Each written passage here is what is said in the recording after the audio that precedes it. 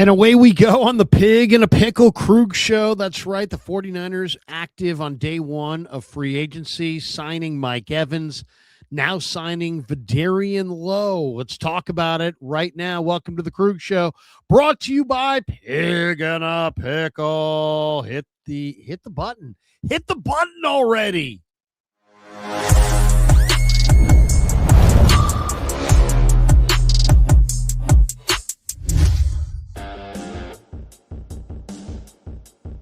We are off and running. Day one of free agency underway. Larry Krueger with you. It's the Krug Show. Hope everybody's having a great one. Welcome. It is Monday, March the 9th. Free agency starts actually 2 days from now. Today was the 48-hour non-tampering window. It began this morning at 9 a.m., and the names have come flying off the board. It's been fast. It's been furious. Just give you a few of the highlights. Tennessee has signed Alontae Taylor, the cornerback who was with the Saints. Really good football player. Really like Alontae Taylor. Great signing there by Robert Saleh. Atlanta has signed Tua Tagovailoa, so you can take the Falcons and draw a line through them as a potential landing spot for Mac Jones. Tennessee also signed John Franklin Myers. That's right. The Titans had the most money to spend in free agency, and with their financial might, they are flexing. And John Franklin Myers, who the Niners had a lot of interest in, according to the reports, he is a Tennessee Titan. The Chargers sign former Brock Purdy tight end at Iowa State. Former backup tight end in Baltimore, Charlie Kolar, goes from John Harbaugh's Ravens, who are no longer John Harbaugh's, to Jim Harbaugh's Chargers. So Charlie Kolar goes from one Harbaugh to another. He stays in the AFC with the Chargers. Another guy that Dieter and others had mocked, or not mocked, but really thought was a good idea for the Niners. Probably still is a good idea, but unfortunately he'll be a Charger. The Raiders signed Tyler Linderbaum. The Niners just need to go sign Tyler Linderbaum. He signed today with the Raiders. Does that mean that Jackson Powers Johnson is available in a trade?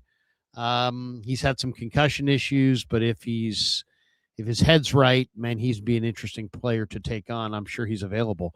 The Saints today signed Travis Etienne, the running back. So a lot of interesting stuff. Philly has inquired on Minnesota defensive end Jonathan Greenard and what it would take to get him. Also, Philadelphia defensive tackle Jalen Carter is drawing trade interest. The Niners are one of the teams reportedly interested in Jalen Carter. 49ers, before we get into their free agent signings, were awarded 3 compensatory picks in the 26th draft, all of them in the 4th round. So the Niners have 7 picks overall. They pick in the 1st round, 2nd round, 3rd round, and then they have 4 picks all in the 4th round. So 7 picks overall, I believe, for the 49ers. All right, let's get to the first things first.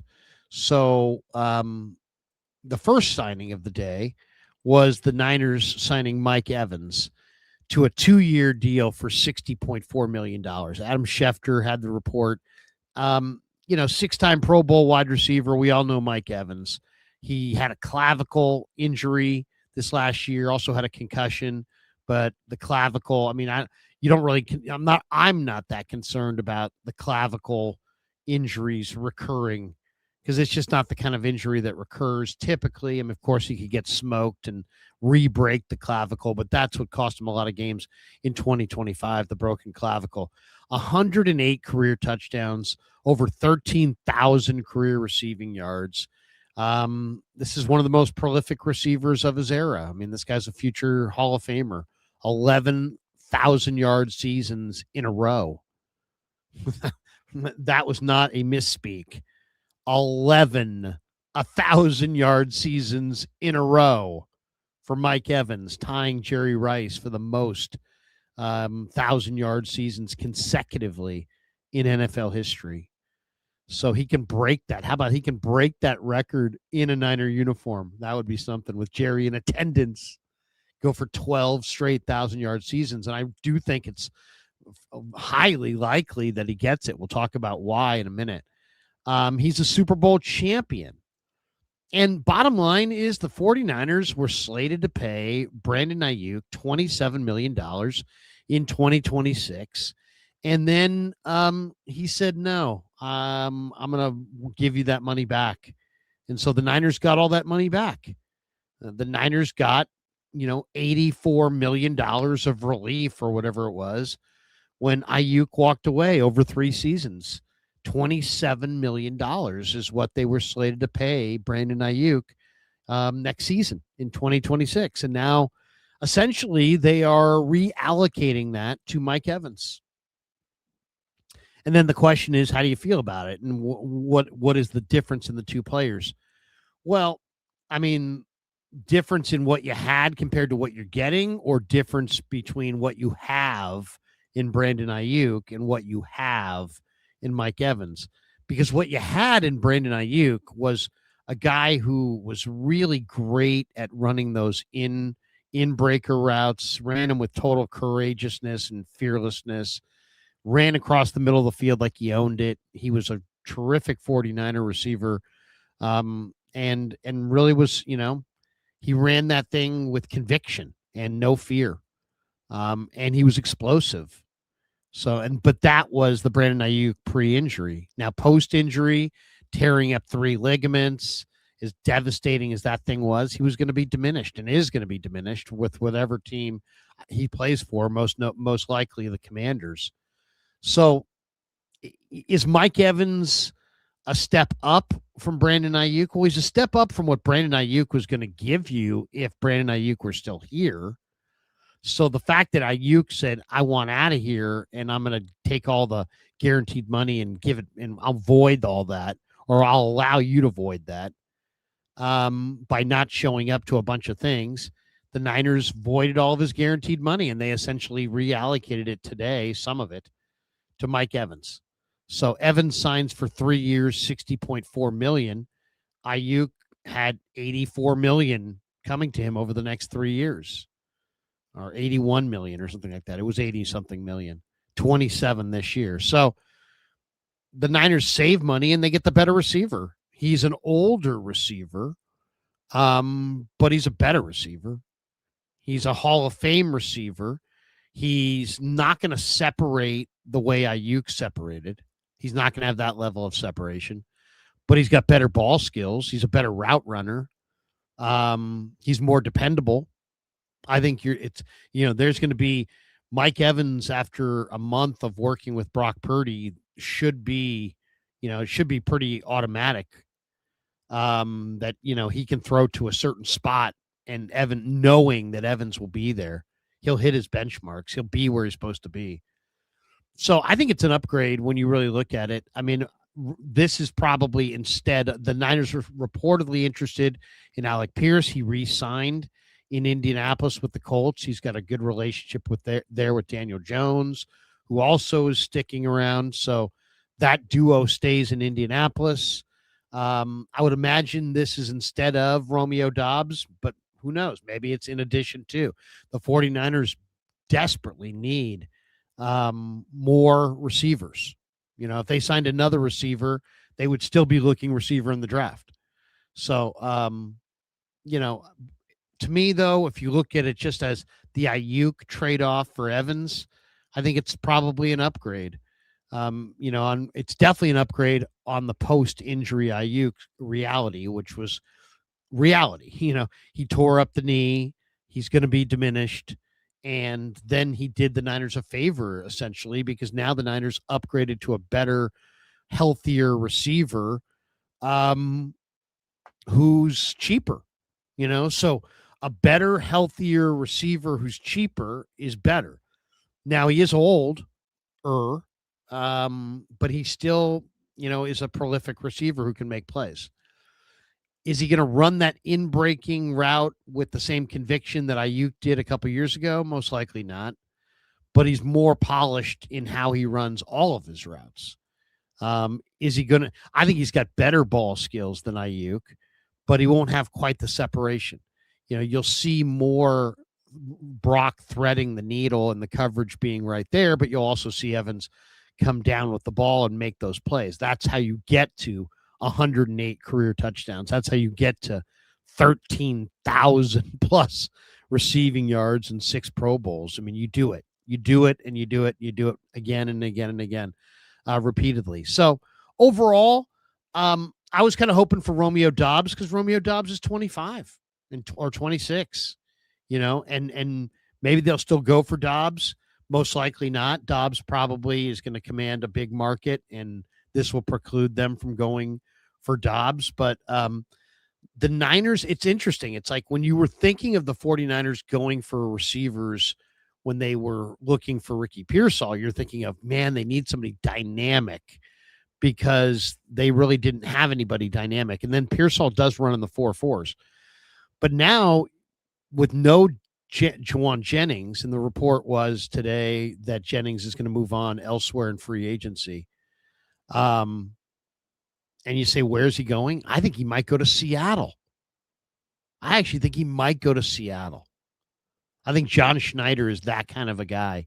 He's diabolical in some ways. He might just go get JJ and put him on Seattle's team, make him a luxury. And we're all sitting here thinking, JJ's going to go to a bad team and get a big bag. Instead, he's going to go, he's such a competitor, he's going to want to go to a good team and stick it to the Niners and maybe in the division. I could see him going there. I'll tell you the other team, I could see him going to the Rams. I could see him going to the Rams. He's played really, really well against the Rams, and that would make a guy like Sean McVay also want him. So I could see JJ staying in the division. I really could. But they had to get a receiver, and they needed a volume receiver, and they need somebody who can run that in-breaker for Purdy because that's the route that he likes to throw the most. So you needed a big X receiver.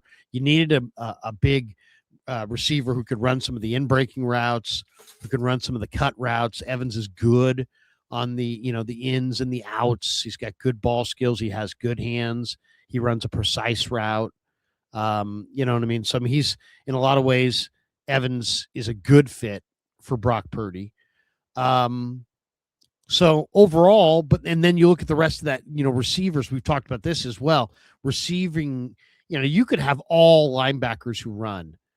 You could have all edge rushers with speed, but in receiving cores, you got to have guys that complement one another. You got 3 different levels. Somebody's got to run the deep routes. Somebody's got to run the intermediate routes. Somebody's got to run the short routes. I think Debo's probably coming back.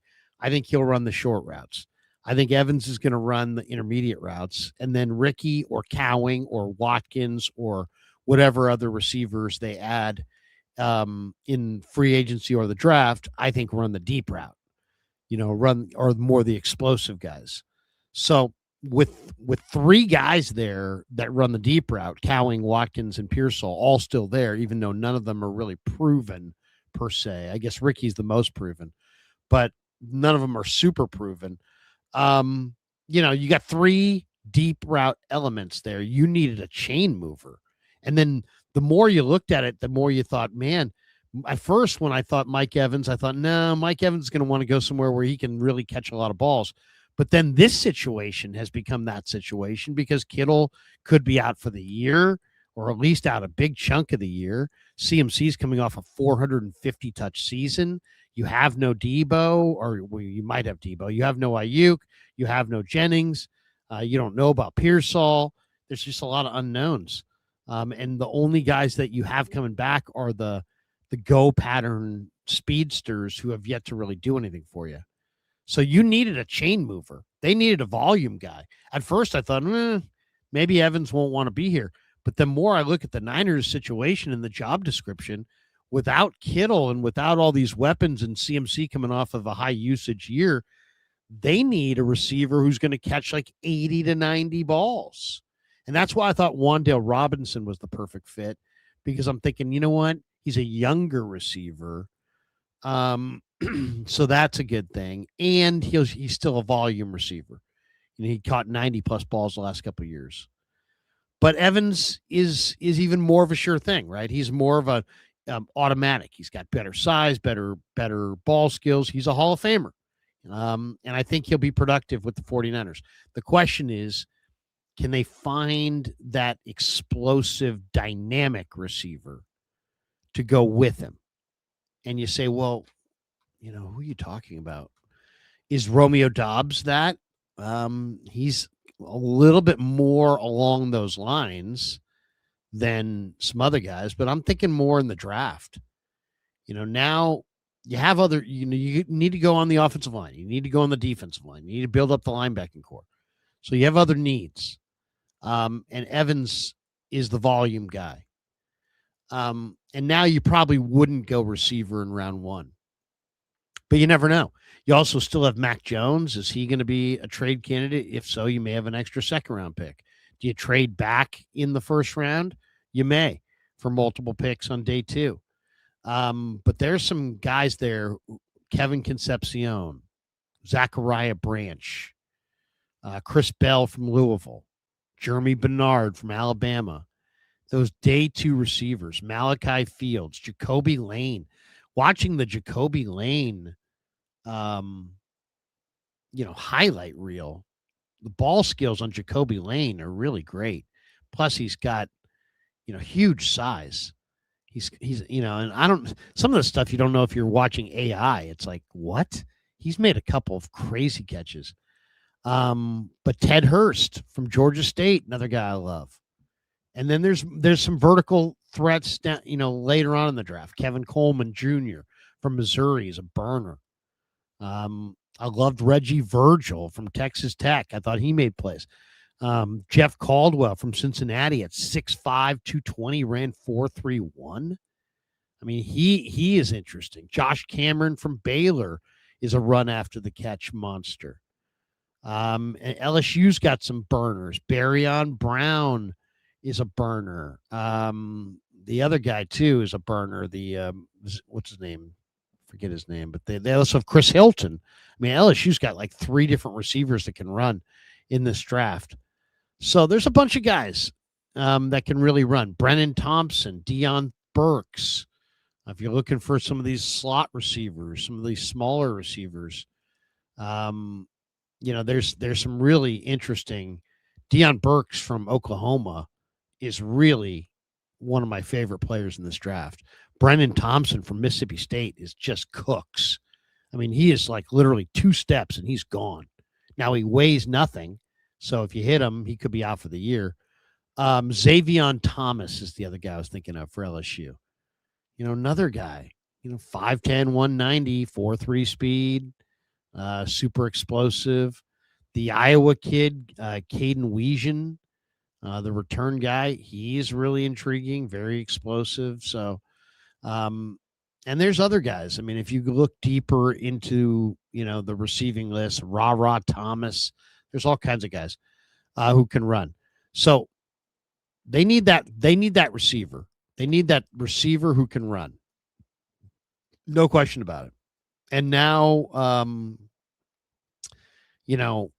but I really do like the Evans move as far as, Brock Purdy's never had this level of a receiver. I mean, this guy's a really good route runner. He's got great ball skills.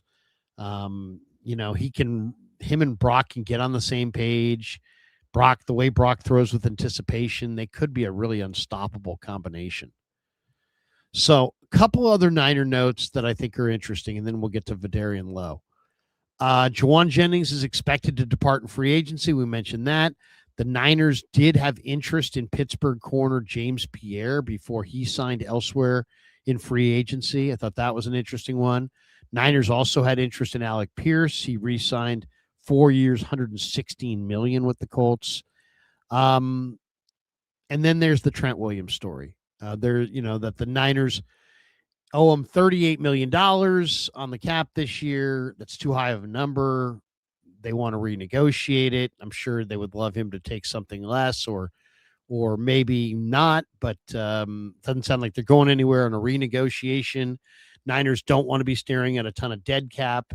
And so there's talk that they're going to trade him. But is it going to be, I get the sense it's going to be like the Rashawn Gary trade, where it's just going to be Trent to somebody for like some nominal thing, maybe a 5th round pick. maybe a fourth. I don't think the Niners. If the Niners, I mean, the talk was maybe the Niners could get a second round pick out of Trent Williams. I was suggesting Ariante Ursary and a second round pick from the Texans. And you know, I don't know what the need, I guess, for the tackle coming back in the trade was alleviated just now by the Niners signing Vederian Lowe, and we'll talk about him. But yeah, the talk is the 49ers are open to trading Trent Williams, and that Kansas City is lurking. Kansas City has cut Jawan Taylor. They need an offensive tackle. They want Trent Williams. They want the Niners to release Trent Williams. They're trying to force the Niners to release Trent Williams. The question is there a trade market for Trent Williams that will prevent them from releasing him? Will Kansas City try to step up in the 11th hour and offer something nominal to the Niners? I don't think the Niners are going to get anything close to a second round pick for Trent Williams, despite the fact he's a Hall of Fame left tackle.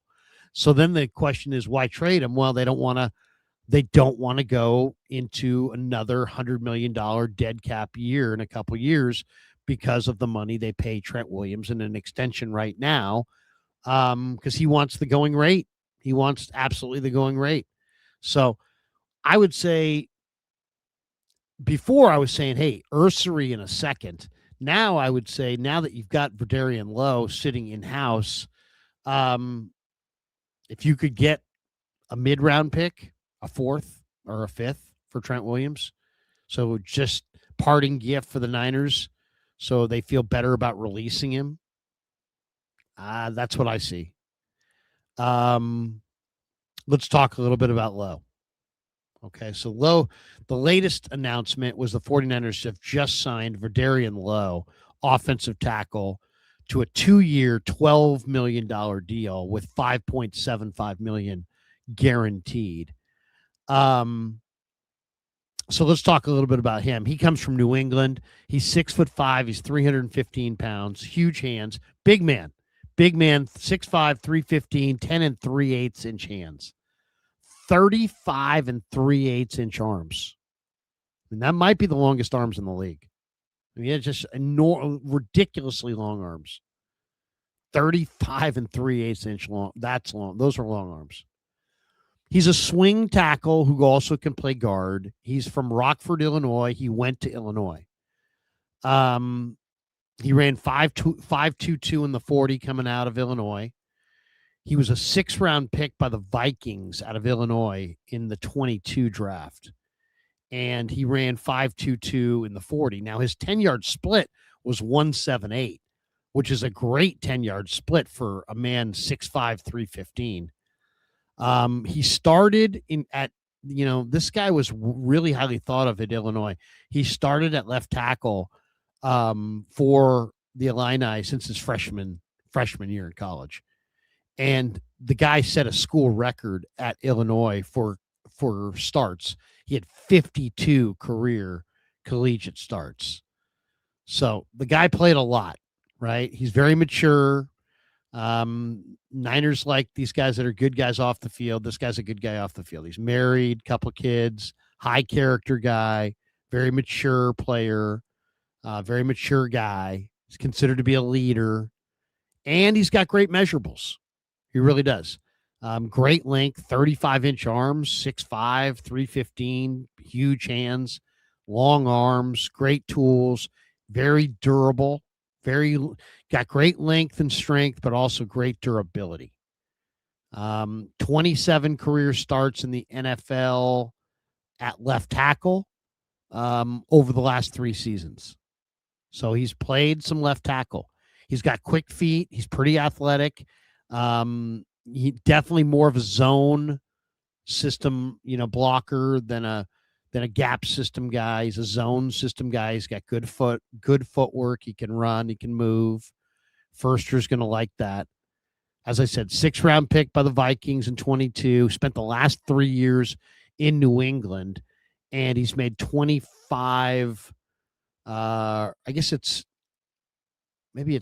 25 starts 25 starts overall in New England.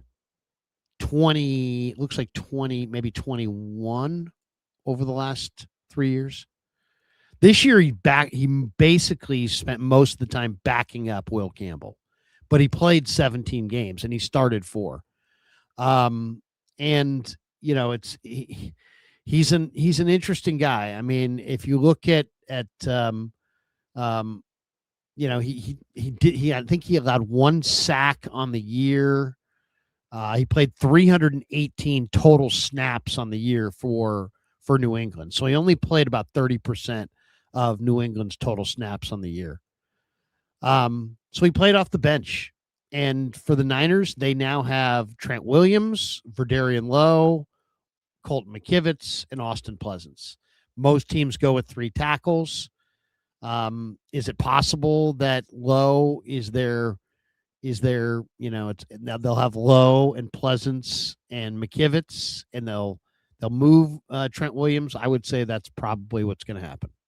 That would be my guess, is that they will move Trent Williams for some kind of a draft choice, and not cut him, but actually find a trade partner. Maybe Kansas City will step up, but I would imagine the same way that Rashawn Gary, was traded today from Green Bay to Dallas. And I think Dallas may have given Green Bay a 6th-round pick or something like that. The same way that, Anquan Bolden was traded once upon a time from the Ravens to the Niners for a 6th-round pick. And you're like, whoa. Whoever is, willing to pay Trent Williams what he wants and is willing to give the Niners, I think, even a nominal pick, I think they're gonna pull the trigger. Now, maybe not. Maybe the Niners want something more. Maybe they, the Niners, maybe they'll squeeze somebody for a 4th-round pick. The book on these kinds of deals is that you get a 6th. The rumor around the Trent Williams trade was that he was going to get a 2nd. Let's split the difference and call it a 4th. And that would be my guess, that the Niners today signed Vederian Lowe, and Lowe and Pleasance will battle it out for the left tackle spot opposite Colton McKivitz. And unless they find a left tackle they love in the draft. In this way, they're covered with 3 tackles, 3 NFL caliber tackles right now, even if they don't find a guy in the draft. And if they do find a guy in the draft, then who knows? Maybe they have a competitive situation. Maybe they carry an extra tackle. Maybe, Pleasance plays some guard. We'll see. But tonight, did the Niners get better today? Well, they definitely got better at wide receiver. I mean, Mike Evans is a 6-time Pro Bowler. He's a Super Bowl champion. He missed 9 games last year with the collarbone and the concussion. I would imagine he'll be over that. It's not like he's got, some kind of recurring soft tissue deal. 108 career touchdowns, 10th most in NFL history. I think they, and you're paying him less than you were going to pay Ayuk. Is he quite as dynamic as Ayuk could have been if Ayuk hadn't suffered the crushing knee injury? Yeah, but that's make-believe life. In real life, Ayuk's coming off a major injury. So I would say this is a good deal for the Niners. They had Ayuk at a dollar figure that they probably didn't like. He walked away from all of his guarantees, left them this pile of cash. They took a big chunk of it, not all of it, but a big chunk of it, and gave it to Mike Evans. And now they've got a better receiver who's probably more dependable, definitely a more dependable personality, and guy who's, a future Hall of Famer and a foundation piece. They are going to get the twilight years, but Evans, I think real greatness is more about his release, his ball skills, his catch radius. He separates, but I wouldn't say it's like, oh my gosh, he's a speed merchant. No, he's a really good receiver, knows how to play the game and knows how to sit in the soft spots and zones, knows how to do everything. I mean, so it'll be interesting to see, this is a real veteran receiver. And then as far as Lowe goes, you've got coverage, really. You've got coverage against your Trent Williams, trade, which in very seems like it's coming for sure. And so you've got, at least you're covered. You're not sitting there going, well, what's the draft going? The draft can be a crapshoot, especially for offensive linemen. So they're not in that crapshoot situation. And as far as the day went, I mean, the Rams did sign Jalen Warren, the corner, but Seattle lost today. Boye Mafe to the Bengals, Kenneth Walker to the Chiefs, and Kobe Bryant to, was it Tennessee? I forget who got Kobe Bryant. I think Tennessee. So, Seattle took a step backwards. Are the 49ers taking a step forward? Well, they got better at wide receiver. They got a replacement tackle for Trent. We'll see what happens with Trent. It wasn't like a monumental first day where you go, oh my goodness, what a day. What a day for the Niners. It wasn't that kind of a day. But overall, I think they got, I would say right now, if you said to me, you can have Brandon Ayuk off of his injury, however he rehabbed, for the same dollar figure as Mike Evans, I take Mike Evans. Mike Evans coming off of a concussion year and a clavicle year, or Brandon Ayuk coming off of the knee injury with the 3 torn ligaments. What would you rather have? Who would you rather have? And I would say I'd rather have Mike Evans. And that's if the dollar figure were the same. And actually, they're paying Mike Evans, I think, like $7 million less. So I think it's probably an advantage Niners on that. Now, the big question is, how are the Niners going to go forward on defense? How are they going to go forward on defense? Who are they going to get at defensive end? Who are they going to get at defensive tackle? David Onyemata signed today, so he's off the list. Are they going to sign Caden Ellis at linebacker? Are they going to get themselves a corner? There was talk about Tariq Woolen. I think Tariq Woolen, I think is the guy that I'd be looking for. That's the guy I'd be looking for. I think he's the difference maker. All right, let's hit a couple of these. We got that one. Gosh, I can't even read these. Jesse just said, hey, $10 or $10. Thank you, Jesse. Let's see. We got another one here beneath that. $2. Thank you. Just hey, $2. Jesse's back. Okay. Okay, well, I'm not seeing great today, so I will not attempt to read these because they're so. Jags put Thomas on the market. What would you give up? Oh, you know what? That is, I would probably give up a second round pick. I'm a big Brian Thomas fan. I think Brian Thomas is a really good player. Now, if I could move a third, I'd rather move a third. But I think I would move a second round pick. I think Brian Thomas could be a great receiver, and great receivers I'd have a lot of interest in. And to me, Mike Evans is really nice, and I like you guys know me. I like Watkins. I like Cowing. I think Pearsall has talent. I mean, it's not like they don't have talent. They do have talent, but they could use one more dynamic receiver. Jordan Addison, Brian Thomas, some AJ Brown. I mean, they could use one more. Doesn't have to be it could be somebody in the draft.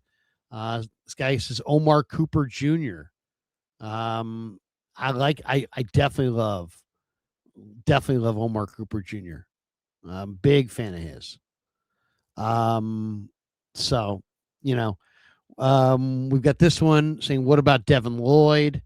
I do love Devin Lloyd as well. I mean, the 49ers to me have wide open wide receiver core coming into today. Now they have Mike Evans, and they have a wide open linebacking core. I mean, I like Tatum Bethune. I like Nick Martin. Obviously, there's Fred. D. Winters is kind of quick. Everybody, I mean, the rest of those guys, Wallow, no. Kendricks, no. I think you got to move on from those old guys and go find yourself young linebackers. It's one thing to say, well, you know what, it's December. We can't quite coach them up in time for the playoffs. Let's go with Kendricks. Let's go with Wallow. But you know what? You've got the entire year. Going with Kendricks and Wallow in July is not going to be a good idea.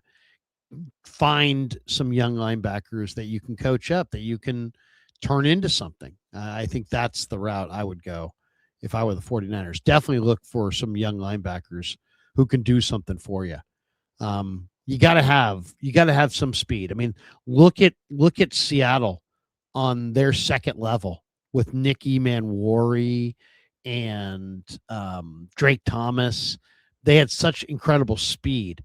You know, the Niners used to have that level of speed when they had Alshire and Fred as a youngster, Greenlaw when he was younger. They had three guys who could really run and really play. They don't have that right now. Martin can run and Winters can run, but they don't have those thumpers.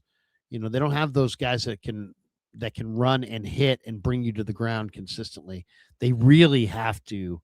And this is an area where they should be able to find two or three really fast, athletic linebackers. There's a lot of linebackers, a lot, both in free agency and in the draft.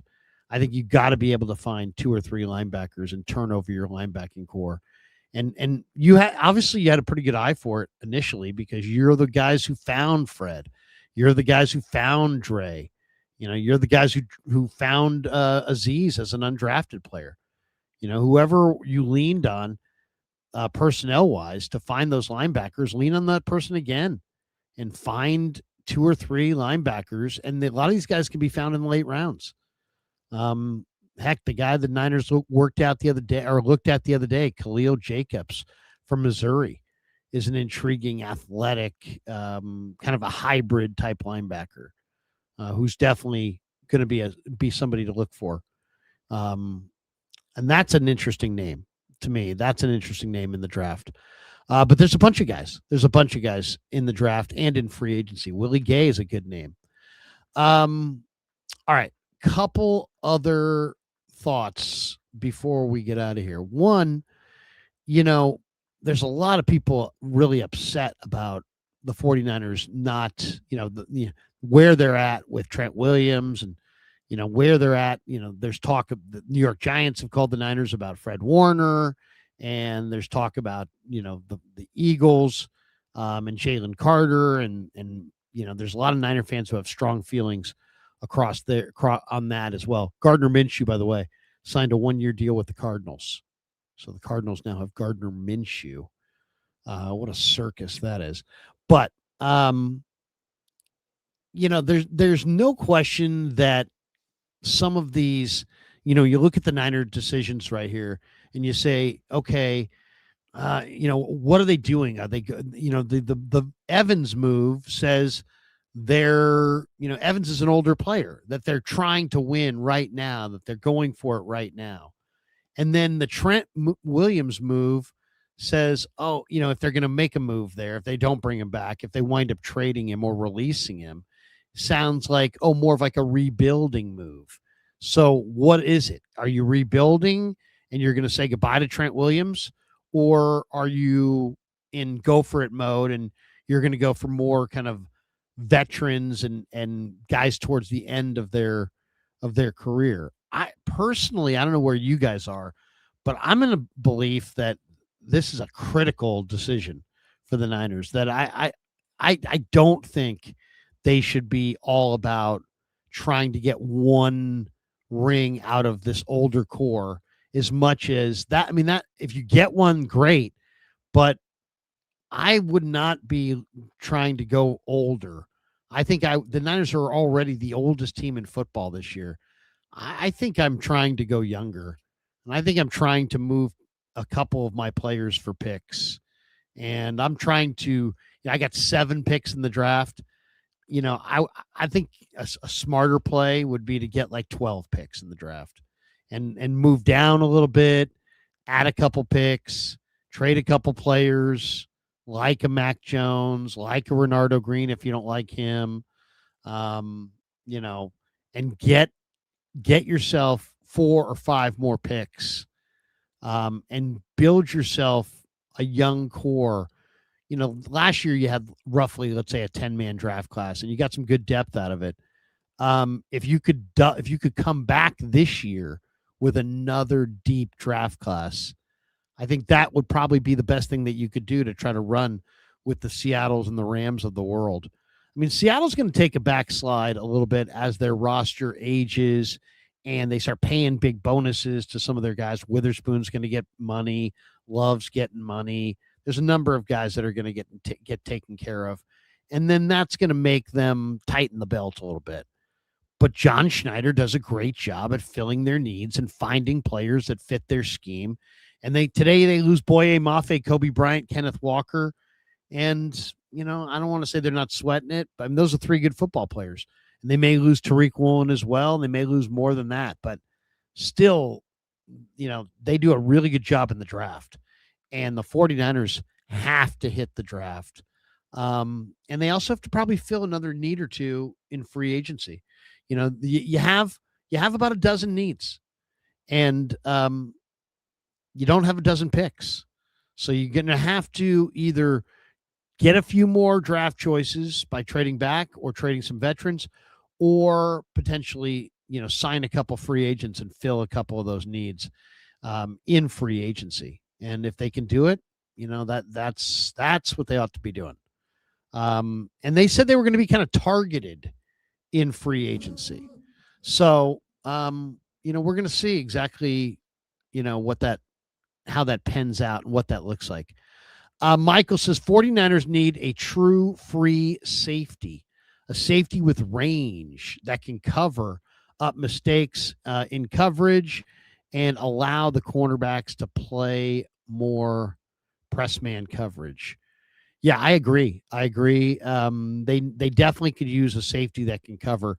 I'll tell you the one safety that I'd really love in this draft. Now, I don't know if he's a pure coverage safety, but this kid, Miles Rouser from Arizona State, who they met with, is really physical. I mean, this is a very, very physical safety. This guy will step up and absolutely knock your block off. So I like that. I like that about him. He's an interesting player. I mean, there's some really great safeties in this draft. Caleb Downs is a star. Dylan Thieneman from Oregon, really good player. This Emmanuel McNeil Warren, who may be the Niners pick at 27. That's about where he's going to go. He's a really special player. So Bud Clark from TCU. I mean, tremendous cover safety. AJ Halsey from LSU. Really a good hitter and a good cover player. Jalen Kilgore from South Carolina, I think, is a very, very good prospect. Probably a day 3 guy. So, and there's more after that. There's some, there's some day 3, there's some day 3 corner or safeties that are really intriguing as well. Jalen Catalon from Missouri, who was at UNLV and transferred to Missouri. Really have always been a big fan of Catalon. I mean, he's a really good player. Makes a lot of plays on the football. Really, really aggressive. Miles Scott from Illinois, really good football player. Deuce Chestnut from Syracuse, really good football player. So there's some options. But Miles Rouser is probably my favorite day 3 safety. I mean, he's aggressive. He will come up and hit you hard. He's about 195 pounds, but he just plays with tons of swagger. Remember that name on day 3 of the draft, Miles Rouser. It's a quality name. We should tell you that we are brought to you by Pig and a Pickle, the best barbecue in all of Northern California. Thanks to Pig and a Pickle for being the title sponsor of the Krug Show. They've got locations in Emeryville, Corte Madera. They're open 7 days a week. They're going to open a 3rd location in Petaluma. So we'll tell you about that when it happens. But thanks to Pig and a Pickle for being the title sponsor of the Krug Show. Also, thanks to our spring training sponsors, Alomar Marina, Thank you, Alomar Marina. They were outstanding, or are an outstanding lunch spot. Voted Sacramento's best lunch spot. Awesome game day destination. You can float on the Sacramento River as you have breakfast or lunch. It's really, really a cool spot. Went there and had some lunch. Try the shrimp tacos. Check out their website, alomarmarina.net. They're at 599 Garden Highway. They're open Wednesday through Saturday, 11 to 7. Sunday, 9 a.m. to 4 p.m. You can drive up on your boat, dock your boat, have a little lunch, get those shrimp tacos. They were voted the best specialty cocktails in all of Sacramento. So thank you, Alomar Marina. And also thank you, Novato Chevrolet. Thank you, Novato Chevrolet. Go see my guy, David Corral. He is the man to see. He will set you up. He will give you a screaming deal. Great location, great dealership. The only Chevrolet dealership that I will go to is Novato Chevrolet. So I'm a big fan of Novato Chevrolet. And go see David Corral. As I said, he'll give you a great deal. David's a hell of a guy and a really, really good, very knowledgeable on all of what Chevy has to offer. So thanks to him, and also thanks to Sharp Corner Sports Cards and Collectibles. They're at 205 Cypress Avenue in Pacific Grove, California, on the Monterey Peninsula. The great Anthony Catania at 831-521-5264. Join me tonight for Niners Nightly on KMBR at 6 o'clock. The great Todd Husak is going to stop by, and we'll talk more about the Niners, and we'll break it all down tonight at 6 on the Sports Leader on KMBR. So, and of course, thanks to our friends at Habbas Law, 1-800-INJURED. They will fight to make it right. If you need a good attorney, Habbas Law. Check out the new Habbas Law commercials with Macklin Celebrini of the Sharks. Very, very cool. Very cool. Macklin's awesome, man. What an incredible player he is. And his commercials with the Habbas Law team, outstanding. Check them out. So thanks to Habbas Law. Once again, 1-800-INJURED. They will fight to make it right. HabbasLaw.com on the web. And thanks to all of you guys for supporting The Krug Show on YouTube. Peace. But before we say goodbye, we're not just going to jump out that, without doing anything. We got to hit, there we go. Now. See ya. Yeah, never met a man I've been scared of. Careful, you gon' get exactly what